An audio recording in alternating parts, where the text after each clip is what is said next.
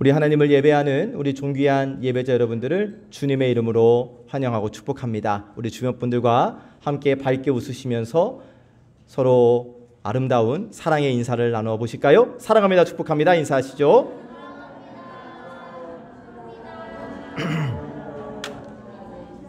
감사합니다. 잘 오셨습니다. 아침에는 그래도 좀 바람이 가을이 왔다 싶을 정도로 살짝 바람이 불어주던데, 또 낮에는 뜨겁고 또 이제 일교차가 커지고 그러니까 감기에 더욱 건강에 조심해야 하실 때가 되었습니다. 조석간에 건강 잘 챙기시고 식사도 맛있게 하시고 그래서 하나님께서 주시는 강건함의 복을 누리시기를 주님의 이름으로 축복합니다. 요즘 설교 말씀의 서두가 항상 비슷하게 이렇게 가는 것 같아요. 이제 여리고 여호수아 말씀을 받다 보니까 계속해서 우리에게 하나님께서 우리의 삶을 돌아보게 하시는데, 우리가 우리 인생길이 막혔다라고 느껴지는 순간이 있어요. 앞은 막혀 있고 뒤로도 물러설 수 없는 그런 상황. 마치 굳게 닫힌 문 앞에 서 있는 것처럼 아무리 두드려도 열리지 않는 현실을 마주할 때가 너무나 많이 있습니다. 사실 너 결코 용기 잃지 말라고, 아무것도 하지 않으면 아무 일도 일어나지 않으니까 뭐라도 하라고 하나님의 말씀을 받고 무엇인가를 하려고 하지만 여전히 내 앞에 있는 여리고성은 그대로 있는 것과 같은 느낌을 받는 분도 계실 것 같아요. 그것이 어떤 분에게는 오랫동안 이어지는 질병일 수 있겠죠. 아무리 치료해 보려고 애써 보았지만 쉽사리 그 병이 낫지 않고 육신의 지침뿐만이 아니라 마음까지 지쳐가는 분들이 계실 수도 있겠습니다. 또 어떤 분에게는 가정의 문제일 수도 있겠죠. 부모와 자녀 사이에, 또 부부 사이에 쌓여버린 이 오해와 갈등이 쉽게 풀리지를 않고 오히려 시간이 지날수록 더 엉켜버리는 그런 상황에 계신 분이 있을 수도 있겠습니다. 또 어떤 분은 직장이나 사업에 이 막막한 형편이 여리고성처럼 느껴질 수도 있겠죠. 아무리 노력해도 돌파구가 보이지 않고 마치 하늘을 찌른 듯한 담장이 앞을 가로막고 있는 것처럼 느껴질 수도 있겠어요. 그런데 이스라엘 백성들이 지금 닥친 상황이 바로 그러한 상황이었습니다. 그리고 그것이 여리고성으로 다가왔어요. 자, 이제 이스라엘 백성들 눈앞에 가나안 땅이 눈에 들어왔습니다. 하나님께서 약속하신 땅이 드디어 보여요. 그러나 그 길의 첫머리에 거대한 성벽을 가진 여리고성이 버티고 있어요.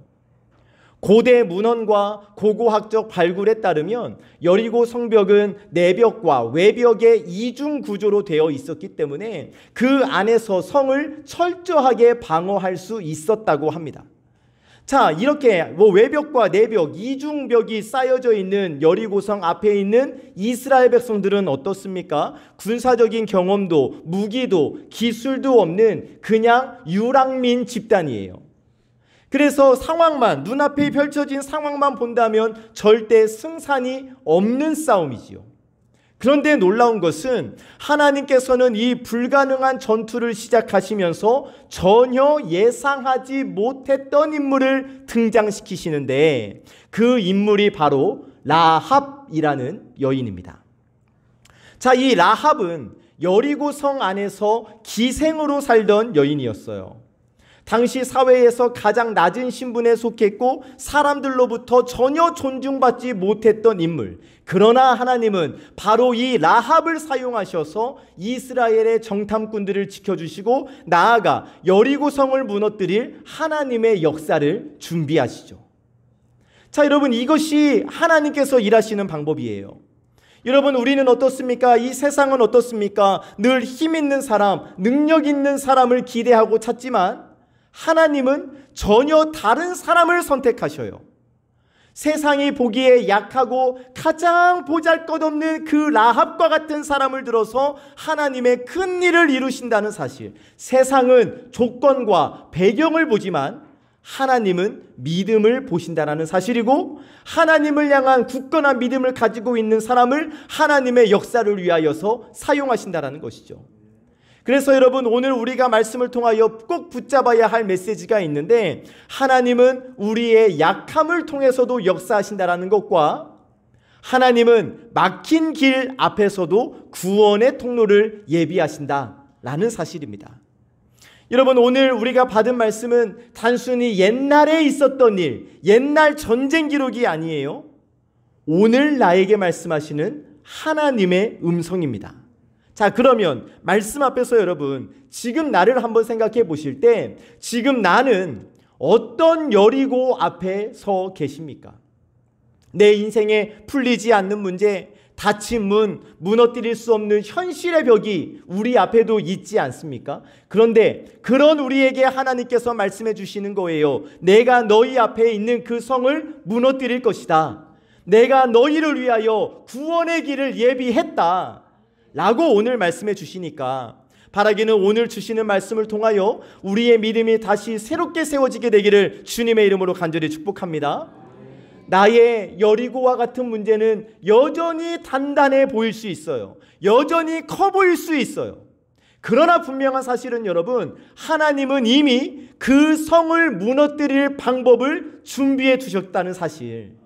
그렇기 때문에 우리가 그 하나님을 붙들고 라합처럼 믿음의 결단을 내림으로 말미암아 오늘 저와 여러분들의 삶에도 하나님께서 행하시는 구원의 역사가 나타나게 되기를 참 좋으신 예수 그리스도의 이름으로 간절히 축복합니다. 아멘. 1절부터 출발하겠습니다. 함께 읽습니다. 시작.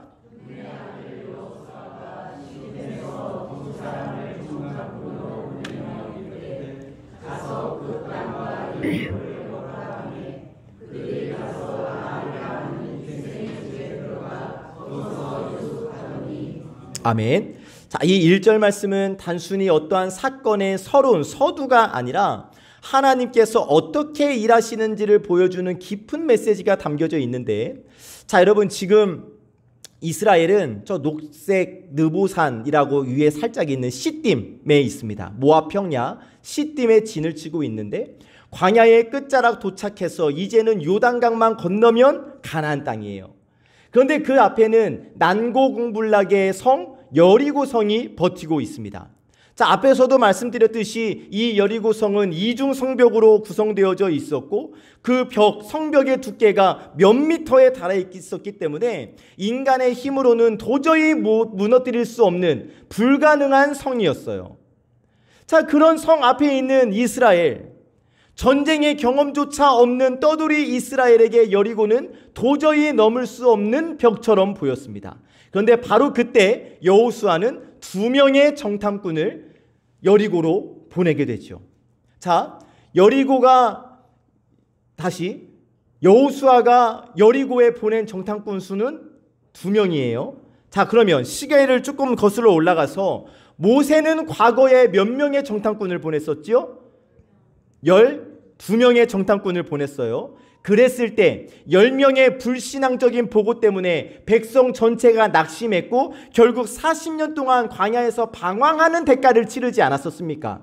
그래서 여호수아는 그 쓰라린 기억을 잊지 않았던 거예요. 그래서 사람을 줄이고 은밀하게 집중력 있게 정탐할 수 있도록 2사람만 정탐꾼으로 보내게 됩니다. 여호수아의 지혜이죠. 그리고 이 정탐꾼들은 여리고에 들어가 기생 라합의 집으로 들어갑니다. 자, 그러면 이 2명의 정탐꾼은 왜 하필 기생 라합의 집으로 들어갔을까? 여러분, 전략적으로 보자면 기생의 집에는 아무나 드나들 수 있어요. 아무 사람이나 들락거릴 수 있는 곳 아니겠어요? 그러니까 외부 사람이 드나들어도 눈에 띄지 않는 장소가 기생의 집이었을 거예요. 그래서 기생의 집을 찾았을 거예요. 그런데 이것은 전략적인 시각인 것이고, 더 깊은 차원, 믿음의 시각으로 보면 하나님께서 이미 라합이라는 여인을 준비해 두셨기 때문에 정탐꾼들은 기생 라합의 집으로 들어가게 된 것이죠. 자, 이 기생 라합, 여리고 사회에서 가장 낮은 여인이에요. 기생이에요. 사회적, 윤리적으로 존중받을 만한 조건이 하나도 없는 여인이에요. 그런데 하나님은 바로 그 기생 라합을 들어 쓰시는데, 이렇게 하나님은 사람들의 기준을 넘어서 가장 약한 자를 통하여 하나님의 뜻을 이루신다는 것을 우리는 확인할 수 있습니다. 여러분, 오늘날 우리도 기억할 수 있어야 합니다. 여러분, 하나님은 우리가 보기에는 우연히 기생의 집으로 들어간 것 같지만, 우리가 보기에는 우연처럼 보이지만, 하나님은 그 우연처럼 보이는 만남 속에서도 하나님의 일은 이루어진다라는 사실. 분명 정탐꾼들이 라합의 집에 들어간 것은 우연이 아니에요. 하나님의 섭리입니다. 그런데 저와 여러분들의 삶에도 그러한 하나님의 섭리가 작용한다라는 것이죠. 동네 사람들과의 짧은 대화, 직장에서 만나는 한 동료와의 이야기, 우연히 들은 한마디 말씀, 그 모든 것들 속에 하나님의 계획이 숨어 있다는 것이요. 그렇기 때문에 우리 믿음의 사람들은 우연을 우연으로 보지 않아요. 하나님께서 준비하신 섭리라고 받아들이고 그 섭리에 순종하는 것이죠. 그래서 지난번에 여러분, 우리 민세 청년이 수련회를 다녀와서 고백하지 않습니까? 처음에는 막 민세 청년 입술에서 운이 좋아서 막 이런 말이 막 나왔었어요. 그런데 나중에 결국에 민세 청년의 고백이 뭐였어요? 하나님의 계획이었노라고 고백하지 않았습니까? 맞아요, 여러분. 우리에게 일어나는 모든 일들, 다른 사람들은 운이 좋아서가 될 수도 있겠죠. 그러나 우리는 하나님의 계획, 하나님의 섭리라는 관점에서 바라볼 수 있어야 한다는 거예요. 그래서 결국 이 1절 말씀은 여호수아의 지혜와 라합의 만남을 통하여서 하나님이 이미 일을 시작하셨음을 보여주고 있는 겁니다. 사랑하는 우리 예배자 여러분, 오늘도 하나님은 저와 여러분들의 삶 속에서 우연과 같은 사건과 만남을 사용하셔서 하나님의 역사를 이루어가고 계심을 믿으시기를 주님의 이름으로 축복합니다. 그러므로 우리는 담대히 준비하면서도 그 모든 과정 속에서 하나님의 손길을 바라보고 신뢰하는 걸음을 내디뎌야 하는 것이죠. 2절 말씀입니다. 함께요. 시작.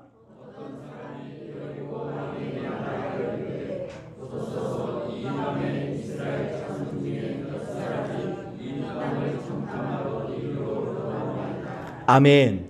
자, 이 두 명의 정탐꾼이 기생 라합의 집에 숨어들면서 은밀하게 움직였지만 이 두 사람의 행적이 곧 드러나고 말았어요. 자, 왜냐하면 지금 여리고성은 사실 극도의 긴장감 속에 있었습니다. 왜냐하면 이미 이스라엘의 하나님에 대한 소문을 들었기 때문이에요. 홍해가 갈라졌다라는 소문, 광야 그 시간 동안 하나님이라는 분이 만나와 메추라기를 통해서 그들을 먹여주셨다라는 소문, 또 요단 동편 아모리의 두 왕이 이스라엘 앞에서 무너졌다는 소문, 이런 것들이 가나안 전역으로 다 퍼졌거든요. 그래서 성벽은 여전히 견고하게 서 있었지만 그 성벽 안에 있었던 백성들의 마음은 두려움으로 흔들리고 있었던 겁니다. 자, 여리고 왕의 귀에 정탐꾼들이 들어왔다라는 소식이 즉시 복원된 것도 이 두려움의 반영이죠. 그만큼 성 안이 바짝 긴장해 있었고 외부 사람들의 발걸음 하나하나가 예민하게 감지되어 있었다라는 것을 우리가 확인할 수 있는 것 아니겠어요? 자, 그러면 이것은 무엇을 보여주는 겁니까? 아직 이스라엘은 요단강을 건너지 않았지만 하나님께서는 이미 가나안 거민들, 여리고성 거민들의 마음을 무너뜨리고 계셨다는 것을 우리는 확인할 수 있는 거예요. 다시 여러분, 아직 이스라엘은 요단을 건너지 않았어요. 아직 좀 거리가 있어요. 그러나 하나님께서 이스라엘 백성들보다 먼저 가셔서 여리고성 안에 있는 거민들의 마음을 무너뜨리고 계셨다는 거예요. 여러분, 이것이 우리에게 큰 울림이 되는 겁니다. 여러분, 우리가 믿음으로 걸어가려고 할 때 우리의 눈앞에는 여전히 성벽이 보이고 막혀있는 것처럼 느껴질 수가 있어요. 너 결코 용기 잃지 말라고, 아무것도 하지 않으면 아무 일도 일어나지 않는다고 뭐라도 해보려고 하지만 여전히 내 눈앞에 큰 벽만 보일 뿐 빛이 보이지 않을 수가 있어요. 그러나 여러분, 하나님의 눈으로 보면 그 성 안에 있는 것들은, 내 앞길을 가로막고 있는 것들은 이미 그들의 마음이 흔들리고 있다는 거예요. 왜냐? 하나님의 역사가 앞서가고 있기 때문에, 하나님께서 우리보다 앞서가시면서 우리의 길을 열어주시기 때문에 비록 그 성벽은 거대하게 서 있을지 몰라도 거기에는 슬슬 균열이 일어나고 있다고요. 걔네는 강한 척합니다. 그러나 속으로는 이미 두려워 떨고 있어요. 그래서 여러분, 믿음의 사람은 그 벽, 그 현실을 바라보고 주저앉는 사람이 아닙니다. 겉으로는 성벽이 높고 견고하지만 그 성벽 안의 마음은 이미 녹아내리고 있다는 것을 알고 있기 때문에 우리는 하나님의 말씀에 순종하여 용기를 내서 뭐라도 해야 하는 것이죠. 하나님이 일하고 계시기 때문이에요.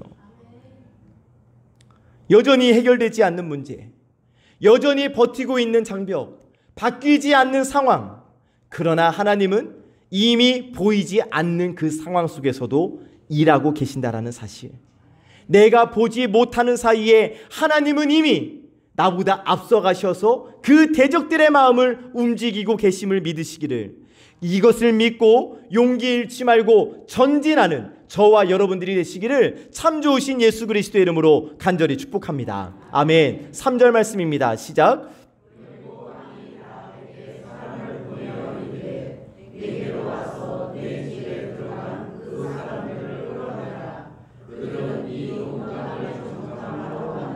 아멘. 자, 여러분, 아주 긴장감이 최고조에 달하는 순간입니다. 정탐꾼들의 존재가 발각이 되었어요. 왕의 군사들이 직접 라합의 집을 찾아왔어요. 그리고는 말합니다. 그 사람들을 끌어내라.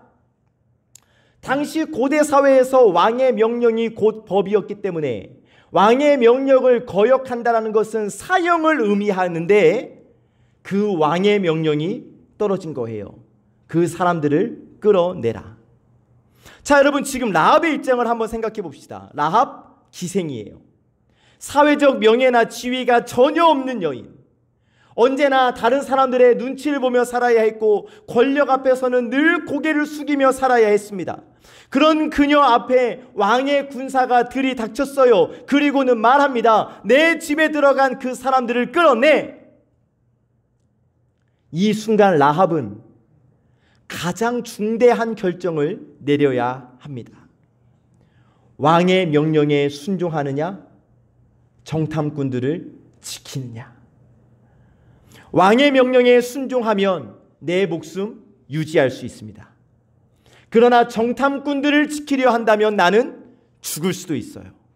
그런데 놀라운 것은 라합이 이 순간에 정탐꾼을 지키는 것, 곧 하나님을 선택했다라는 거예요. 그러면 왜 어떻게 이런 선택을 할 수 있었을까? 여러분, 왕의 권세와 나에게 닥쳐진 생명의 위협보다 눈에 보이지 않는 하나님의 손길을 더 크게 보는 눈이 라합에게 있었기 때문이죠. 바로 이 선택, 여러분, 세상 사람의 눈으로 보면 어리석고 무모한 선택 같지만 믿음의 눈으로 보면 가장 지혜로운 선택한 것 아니겠어요? 자, 보세요. 여러분, 라합도 분명히 소문을 들었을 거예요. 홍해를 가르신 하나님, 아모리의 왕들을 무너뜨리신 하나님, 그리고 지금도 이스라엘과 함께 하시는 하나님, 그 모든 소문들을 라합도 다 들었을 거라고요. 그 소문을 들었기 때문에 아하, 그렇다면 왕의 권세보다 이스라엘의 하나님의 권세가 더 크구나 라는 것을 라합은 알고 믿었던 것이요. 여러분, 이것이 바로 믿음입니다. 믿음은 현실적으로 더 유리한 것을 선택하는 것이 아니라 하나님 편에 서는 것이 믿음이에요. 왕의 명령은 강력했습니다. 죽을 수도 있습니다. 그러나 라합의 마음에는 이미 더 크신 하나님이 임했던 거예요. 그래서 결코 쉽지 않은 선택, 그러나 옳은 선택을 하게 되죠. 자, 여러분, 우리의 삶에도 이런 선택의 순간들이 있습니다. 세상의 목소리가 커서 하나님의 말씀을 따르기 힘들 때가 있습니다. 진리보다는 타협이 더 안전하게 보여지고 신앙을 지키는 것보다 포기하는 것이 더 편해 보일 때가 있습니다. 그런데 그때 믿음의 사람은 어떠한 결단을 내리는가? 나는 사람의 편이 아니라 하나님 편에 서겠다. 다시 여러분, 그 선택의 순간에 나는 사람의 편이 아니라 하나님 편에 서겠다. 여러분, 바로 이 결단을 우리는 내려야 할 것이고, 이 결단이 구원의 역사를 여는 시작점이 된다는 사실이에요. 여러분, 우리가 잊지 않기를 원해요. 세상의 권세는 크고 두려워 보입니다. 그러나 하나님의 주권이 그 모든 것 위에 있다는 사실이에요. 그렇기 때문에 여러분, 우리는 왕의 명령, 세상의 권세 앞에 두려워 떠는 자가 아니라, 우리가 요즘 자주 부르는 찬양 있지 않습니까? 하나님 말씀에 두려워 떠는 자. 뭔 찬양인지 아시겠지요? 이어서 해볼까요? 그 말씀에 생명을 거는 자. 오케이, 여기까지. 좋아요. 여러분, 그게 우리의 정말 진실한 고백이 되어야 한다는 거예요. 이 세상의 권세, 우리의 눈으로 확 위협해오는 이 세상의 유혹 앞에 두려워 떠는 자가 아니라 하나님 앞에서, 하나님의 말씀 앞에서 두려워 떠는 자. 우리가 그러한 사람이 될 때 바로 그때부터 하나님의 구원의 역사가 시작된다는 사실을 여러분 꼭 기억하시기를 바랍니다. 아멘. 4절 5절 말씀입니다. 함께 시작.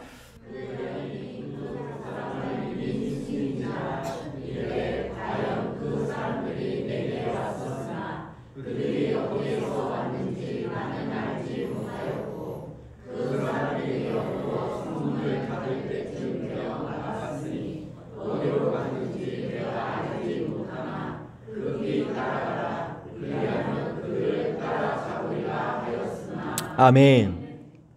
자, 라합이 정탐꾼들을 숨기고 왕의 사람들에게 대답하는 이 장면은 단지 거짓말하는 수준이 아닙니다. 믿음의 결단이에요. 당시 여리고의 상황을 생각해 보시면 여러분, 모든 백성이 이스라엘에 대한 두려움에 휩싸여 있었지만 누구도 공개적으로 이스라엘의 편에 설 수 있는 용기를 내지 못했습니다. 성문은 굳게 닫혔죠. 군사들은 철저히 경계했죠. 왕은 그 상황을 장악하려고 했어요. 그런데 그 상황 한가운데서 사회적으로 가장 낮은 자리에 있었던 기생 라합이 믿음으로 행동을 드러내고 있어요. 다시 믿음을 행동으로 드러내고 있어요. 다시 여러분, 지금 라합의 이 행위, 정탐꾼들을 숨겨주고 그들이 벌써 나갔다고 말하는 이 행위는 단순히 정탐꾼들을 숨기는 행위가 아닙니다. 라합은 자신의 안전, 자신의 생계를 포기할 위험을 감수하고 있는 거예요. 그런데 지금 라합은 자신의 목숨보다 더 큰 가치를 선택했으니 바로 이스라엘의 하나님을 선택한 거예요. 이미 그녀의 마음속에 자리 잡은 두려움이 단순한 두려움으로 끝나버리는 것이 아니라 그 두려움이 하나님을 향한 믿음으로 전환되었던 것이죠. 그래서 히브리서 기자가 이렇게 말합니다. 히브리서 11장 31절 제가 읽어봅니다. 믿음으로 기생 라합은 정탐꾼을 평안히 영접하였으므로. 무엇으로요? 믿음으로. 믿음으로 기생 라합이 정탐꾼들을 평안히 영접했다. 라합에게는 믿음이 생겼던 거예요. 그 두려움이 믿음으로 전환됐던 거예요. 그 믿음이 생겼기 때문에 이스라엘의 하나님을 두려워하게 되었고, 이스라엘 하나님을 바라보게 되었고, 그 이스라엘의 하나님을 위하여 정탐꾼들을 숨겨주고 거짓말을 하게 되는 그 행동으로 이어졌다라는 겁니다. 여러분, 이렇게 믿음은요, 눈에 보이는 손해를 감수하게 만드는 겁니다. 다시 여러분, 믿음은 눈에 보이는 손해를 감수하게 만들어요. 그러나 동시에 믿음은 눈에 보이지 않는 더 큰 가치를 붙들게 합니다. 라합을 보세요. 당장의 안전을 버리는 손해를 감수했어요. 그러나 결국 영원한 구원을 붙잡게 되죠. 당장의 안전은 포기했지만 그 포기한 결과, 그 당장의 안전을 포기하고 믿음을 선택한 결과 영원한 구원을 붙잡게 되었다는 거예요. 여러분, 오늘날 우리에게도 이런 결단이 요구될 때가 있습니다. 우리의 삶 속에서 여러분, 신앙 양심을 따라서 정직을 선택할 것인가? 아니면 편법을 선택해서 잠시의 이익을 취할 것인가? 관계 속에서 진리를 선택할 것인가? 아니면 갈등을 피하려고 하나님의 말씀을 외면할 것인가? 여러분, 우리가 정말 이러한 갈림길 위에 자주 서지 않습니까? 그러면 그때 우리는 어떻게 해야 하는가? 라합처럼 하나님 편에 서야 한다는 거예요.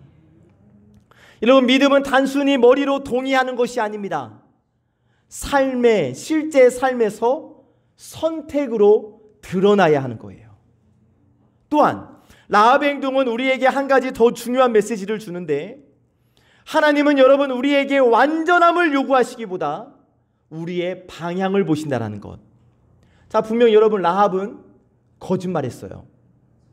남을 속였어요. 그러나 하나님은 그녀의 거짓 자체를 칭찬하는 것이 아니라 하나님 백성의 편에 선 그 믿음을 귀히 보십니다. 무슨 말씀이냐면, 거짓말을 하지 않는 완벽함, 거짓말조차도 하지 않는 완벽한 도덕성보다 중요한 것이 있으니 하나님을 향한 방향, 하나님의 편에 서려는 결단. 우리가 넘어지고 연약할 수 있지만 방향만은 하나님께 향할 때에 하나님께서는 그 믿음을 붙들어 주신다는 것이죠. 그 때문에 여러분, 라합의 집은 이 날 이후로 기생의 집이 아닙니다. 하나님의 구원의 역사가 시작된 집이 된 거예요. 그런데 여러분, 이것은 오늘 우리의 가정에도 적용이 됩니다. 믿음으로 결단하는 한 사람을 통하여 가정 전체가 구원의 길로 들어설 수 있는 거예요. 어쩌면 가정에서 내가 먼저 믿음을 붙들고 결단하는 것이 어렵게 느껴질 수 있습니다. 하지만 그 결단을 통하여 하나님은 그 가정을 살려내신다는 것이죠. 여러분, 라합의 용기를 기억하시기를 바라요. 왕의 명령보다, 사람의 눈보다, 자신의 목숨보다 더 크신 하나님을 바라본 그 믿음을 본받는 저와 여러분, 우리 모두 되시기를 주의 이름으로 축복합니다. 그리고 정말 중요한 것은 우리의 삶의 방향이에요. 내 삶의 방향이 정말 하나님께로 향해 있는가? 아니면 입술은 하나님을 향해 있지만 몸은 하나님과 반대로 걸어가고 있는 것은 아닌가? 누구보다 내가 제일 잘 알겠죠. 그렇기 때문에 내 입술의 방향과 내 몸의 방향을 하나로 맞추는 것이 중요합니다. 어디로? 하나님께로. 보세요. 금방 보셨잖아요. 이거 얼마나 힘들어요. 입술은 하나님께로 향하고 있는데 몸은 여기로 가려고 하면은 이게 뭐가 되겠습니까? 힘들잖아요. 근데 너무나 쉬운 방법이 있어요. 입술과 마음, 몸이 하나님께로 향하면 너무나 쉬운 것 아니겠어요? 6절 말씀입니다. 시작.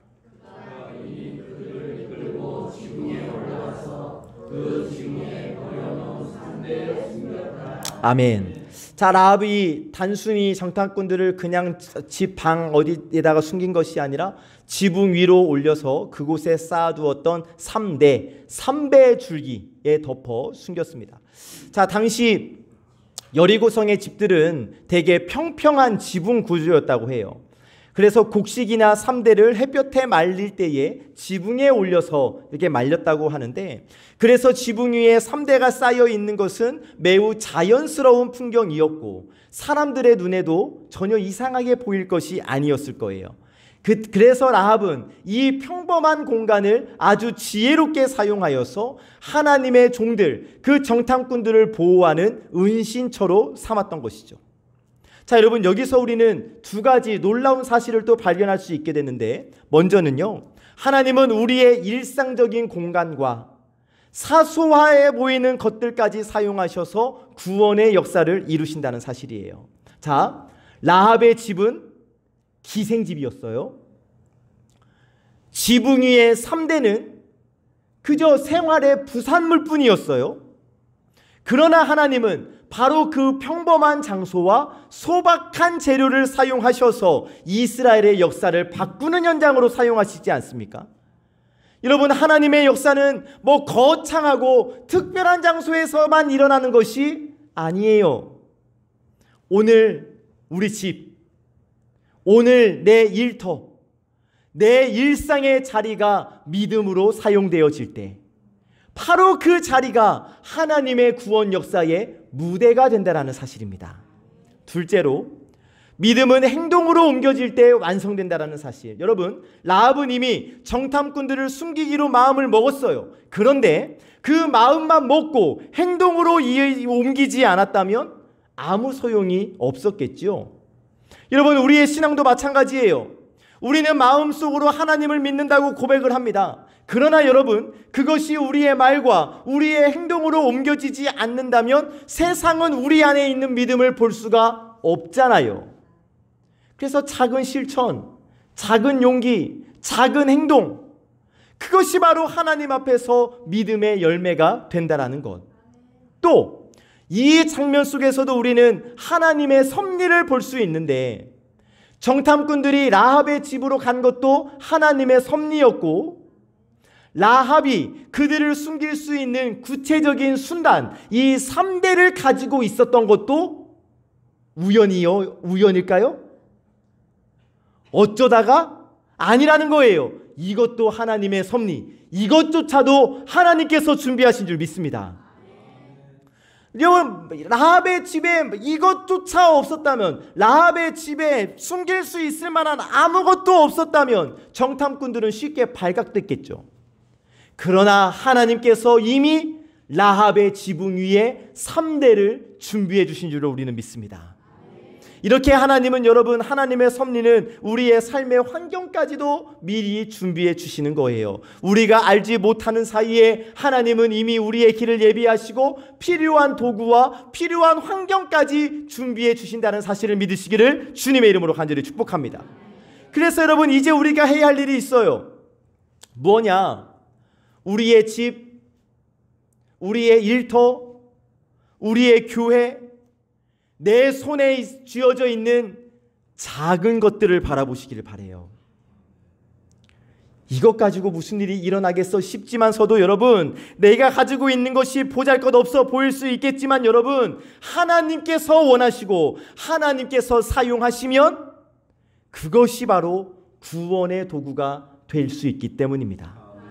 우리가 믿음으로 헌신할 때 우리의 집은 복음이 머무는 장소가 될 수 있는 것이고, 우리의 일상적인 물건들조차 하나님 나라의 일에 쓰임받을 수 있다는 것.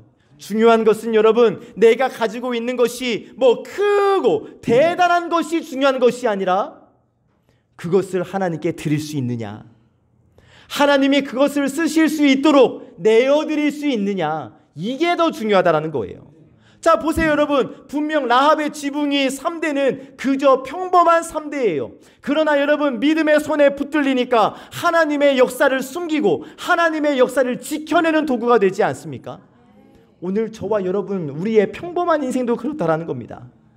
저와 여러분들의 작은 것, 저와 여러분들의 평범한 삶을 통해서도 우리 하나님은 놀라운 구원의 역사를 이룰 수 있는 분이시니, 내가 가지고 있는 것 작다고 초라하다고 한탄만 하고 있는 것이 아니라, 주님, 내가 가지고 있는 것 여기 있사오니 주의 영광을 위하여 사용하여 주시옵소서. 하나님께 내어드림으로 말미암아 하나님의 구원 역사에 귀히 쓰임받는 저와 여러분 되시기를 참 좋으신 예수 그리스도의 이름으로 간절히 축복합니다. 아멘. 7절 말씀입니다. 함께 시작.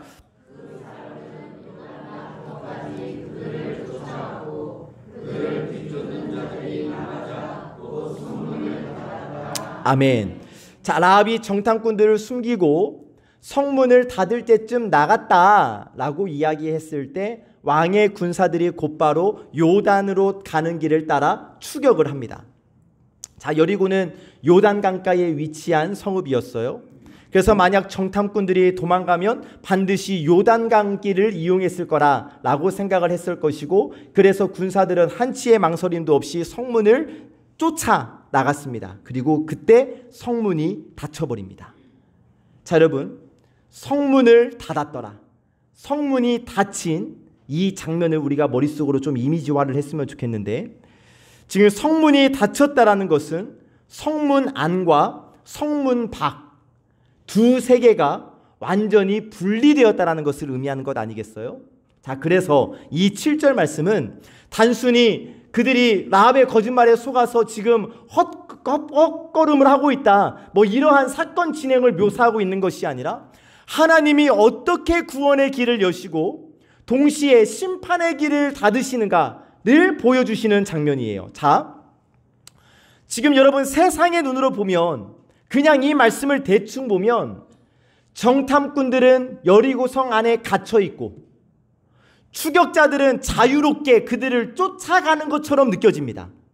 그런데 그 반대예요.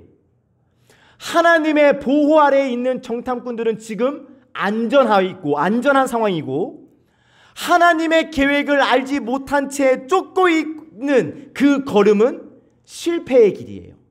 다시, 지금 여리고성 안이 닫혔습니다.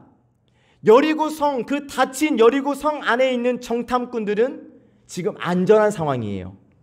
그런데 지금 그 정탐꾼들을 쫓기 위해 성 밖에서 열심히 달려가고 있는 그 왕의 군사들이 걸어가고 있는 그 길은 성공의 길이 아니라 실패의 길이에요. 여러분, 이렇게 세상의 눈과 하나님의 눈은 다릅니다. 세상의 눈은 말이죠, 강한 자가 승리하는 것 같고 권세를 가진 자가 모든 것을 장악하는 것처럼 보여요. 그러나 하나님의 눈에는 믿음으로 주님 안에 거하는 자가 안전하고, 하나님을 대적하는 자는 아무리 힘이 있어도 이미 길을 잃은 자이다, 이미 실패한 자이다. 이 말씀을 통해서 우리는 그것을 발견할 수 있는 거예요.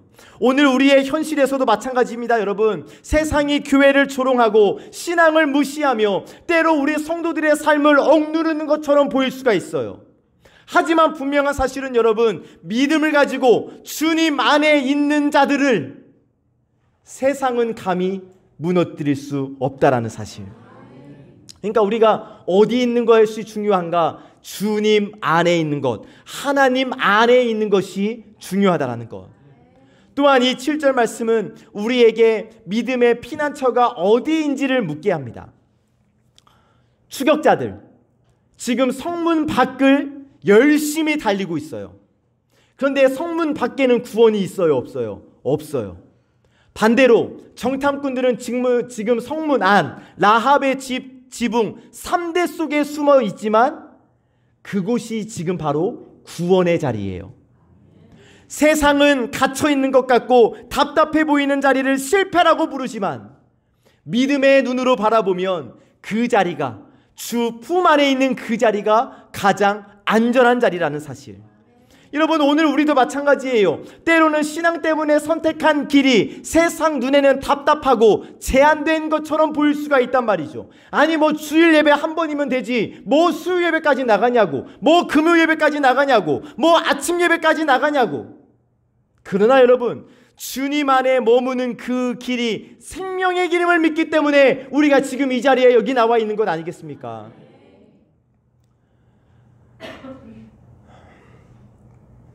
그리고 여기 성문이 닫혔다. 성문은 단순히 여리고 그 성의 출입구가 아닙니다. 생명과 죽음을 가르는 경계예요. 성문이 닫히자 정탐꾼들은 안전해졌어요. 추격자들은 헛된 수고를 하게 됐죠. 그래서 여러분, 이 말씀 속에서 우리는 장차 다가올 심판의 날을 그려볼 수가 있습니다. 여러분, 은혜의 문, 영생의 문은 언제까지나 활짝 열려 있지 않아요. 하나님이 정하신 때가 되면 그 문은 닫혀버리게 되어져 있어요. 노아의 방주 이야기 우리가 잘 알고 있지 않습니까? 비가 내리기 전까지 방주의 문은 열려 있었어요. 그러나 비가 내리기 시작하고 하나님께서 그 방주의 문을 닫으시자 거기에는 더 이상 그 아무도 들어올 수가 없었어요. 그 결과가 무엇입니까? 방주에 있었던 자들은 구원을 받았고 방주 바깥에 있었던 자들은 다 심판을 받았잖아요. 이 여리고에 닫힌 성문도 그와 같은 그림자를 우리에게 보여주는 겁니다. 여러분, 오늘 우리는 우리에게 주어진 은혜의 문이 닫혀버리기 전에 주님 안으로 들어와야 할 줄로 믿습니다. 뭐 이제는 우린 들어왔으니까. 그런데 이제 문제는 아직 들어오지 못한 우리 가족들이죠. 그래서 여러분, 저는 내년 목회 계획을 세우고 지금 기도하고 있는 가운데 있는데, 내년에 우리 교회 목표는 우리 가족 안치기입니다. 저는 이제 여러분들, 우리 성도들이 예배, 말씀, 기도는 어느 정도 올라왔다고 믿고 전도해야죠. 이제는 전도해야 할 차례인데, 이 동네 사람들, 세상을 구원하기 이전에 먼저 우리 가족들부터 구원해야 하지 않겠는가. 우리 가족도 구원 못 시키면서 무슨 세상을 향하여 전도의 발걸음을 내딜 수 있겠는가 라는 마음이 들어서 먼저 우리 가족들을 송암교회 문 안으로 들어오게 하려는 그 기도를, 그리고 그 작업을 해보려고 합니다. 사실 너무 많거든요. 영혼 구원, 그러니까 교회로 돌아와야 할 우리의 가족들이 너무나 많기 때문에 그들을 위한 내년의 목회를 지금 하려고 기도하고 준비하고 있습니다. 이렇게 할 수밖에 없는 이유는 구원의 피난처는, 영생은 오직 예수 그리스도 안에 있기 때문에. 자, 보십시오 여러분. 라합의 집은 작은 집이었어요. 지붕 위 3대는 너무 초라해 보여요. 그런데 그곳이 하나님의 손이 덮고 있는 가장 안전한 곳이 되지 않았습니까? 반대로 성문 밖으로 달려나가는 왕의 군사들은 열심히 달려가고 있지만 그들의 수고는 지금 헛수고예요. 그러니까 믿음의 눈으로 바라보면 여러분, 진짜 안전은 힘과 권세에 있는 것이 아니라 하나님의 은혜 안에 있다는 사실. 그래서 바라고 축복하기는, 수요 예배 나오실 정도면 우리는 잘하고 있어요. 그래도 방심하면 안 되니까 여러분, 먼저 우리가 오직 하나님의 은혜 안에 머무는 우리 모두가 되시기를 주님의 이름으로 축복합니다. 그리고 우리의 가족들도, 우리의 남편, 자녀들, 또 가까운 친척까지도 모두가 다 우리 주 안에 머무는 우리의 가족들이 될 수 있도록 여러분, 우리가 정말 최선을 다해서 기도하고 그들의 영혼을 섬겨야 할 줄로 믿습니다. 자, 말씀을 정리해 봅니다. 오늘 우리가 함께 묵상한 여호수아 2장 1절에서 7절까지의 말씀은 그냥 옛날 정탐꾼들의 이야기 정도가 아니에요. 오늘도 여전히 우리에게 유효하게 들려주시는 하나님의 음성입니다. 자, 정탐꾼들, 인간적으로 보면 정말 불리한 위치에 있죠. 낯선 땅, 경계가 삼엄한 성 안, 발각되면 목숨을 잃을 수밖에 없는 상황. 그러나 그들을 보호한 것은 어떠한 무기가 아니라 하나님께서 준비하신 라합의 집이었습니다. 자, 라합, 사회적으로 보았을 때는 보잘것없는 여인이었지만 그 두려움을 믿음으로 전환시켰을 때, 믿음을 붙잡았을 때 하나님의 도구로 쓰임을 받아요. 평범한 지붕 위 3대, 그냥 그저 말라가는 줄기였지만 믿음의 손에 붙들렸을 때에 하나님의 사람들을 지키는 피난처가 되었습니다. 우리의 인생도 이와 같아요. 우리 정말 부족하지요. 우리 정말 연약합니다. 가진 것 있습니까?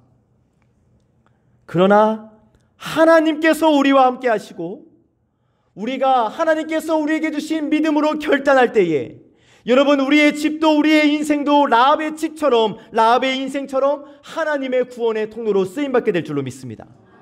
중요한 것은 환경이 아니에요. 중요한 것은 믿음입니다. 중요한 것은 상황이 아니에요. 중요한 것은 방향이에요. 사람의 눈으로 봤을 때는 닫혀버렸지만 하나님의 봤을 때는 열린 길이 있다는 것이죠. 우리 모두 여러분 라합처럼 하나님 편에 서기를 원합니다. 우리의 집, 우리의 작은 손길, 우리의 작은 믿음이 하나님의 손에 붙들릴 때에 우리의 가정과 우리의 교회가 우리의 가족뿐 아니라 이 민족까지 살리는 통로가 되어질 줄로 믿습니다. 닫힌 문 앞에서 절망하는 대신 은혜의 문이 열려있는 지금 예수 그리스도 안으로 들어갑시다. 그 안에만 구원이 있고 그 안에만 안전이 있기 때문이에요. 마지막으로 사랑하는 우리 예배자 여러분, 세상의 문이 아니라 예수 그리스도의 문으로 들어가시기를 바랍니다. 내 힘이 아니라 오직 주님의 은혜 안에 사시기를 주의 이름으로 축복합니다. 그런 우리의 삶이 오늘 나를 살리고 우리 가정을 구원하며 이 시대를 변화시키는 하나님의 능력이 될 줄로 믿습니다. 아멘. 기도하겠습니다. 은혜와 사랑이 풍성하신 하나님, 오늘 말씀을 통하여 저희에게 믿음의 눈을 열어주시니 감사합니다. 이스라엘 앞을 가로막고 있었던 여리고 성처럼 우리의 삶에도 막힌 길과 닫힌 문이 있지만 주님이 이미 그 길을 예비하시고 가장 약한 자를 들어 구원의 역사를 이루심을 깨닫게 하시니 감사합니다. 주님, 오늘 저희가 라합처럼 믿음의 결단을 내립니다. 세상의 두려움과 사람들의 명령보다 더 크신 하나님의 말씀에 순종하겠습니다. 당장의 이익보다 영원한 구원을 선택하겠습니다. 우리의 작은 집과 평범한 일상, 보잘것없는 삶조차 주님의 손에 붙들릴 때에 구원의 통로가 될 줄 믿사오니 우리의 가정과 일터 그리고 우리 송암교회가 하나님의 역사하심의 자리가 되게 하여 주시옵소서. 특별히 막힌 길 앞에서 낙심한 이들에게 새로운 소망을 주시기를 원합니다. 질병 가운데 있는 우리 성도들에게 치유와 회복을 허락하여 주시고 가정의 어려움 속에 있는 성도들에게 화해와 회복의 은혜를 베풀어 주시며 경제적인 어려움과 미래의 두려움 속에 있는 이들에게 내가 먼저 그 길을 간다 말씀하시는 하나님의 음성을 들려 주시옵소서. 이제 저희가 다시 세상으로 나아갑니다. 닫힌 문 앞에서 절망하지 말고 열린 하나님의 문을 바라보며 믿음으로 담대히 살아가는 저희 모두가 되게 하여 주시옵소서. 모든 영광을 주님께 올려드리며 우리 구주 예수 그리스도의 이름으로 기도하옵나이다. 아멘.